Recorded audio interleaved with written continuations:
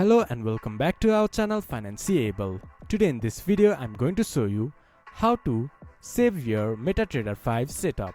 To do so, follow some simple steps with me. First of all, open your MetaTrader 5 application, then log into your account. Then this type of interface will appear in your screen. Then from the top menu bar, click to Files. There you can see Save option. You can save it also as a picture by clicking Save as a picture. Or you can save your setup by just pressing Ctrl plus Save.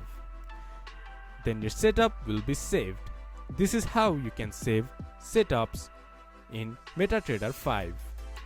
This much for today's video. If you guys find our video helpful, please leave a like and comment. And do not forget to subscribe our channel and hit the bell icon.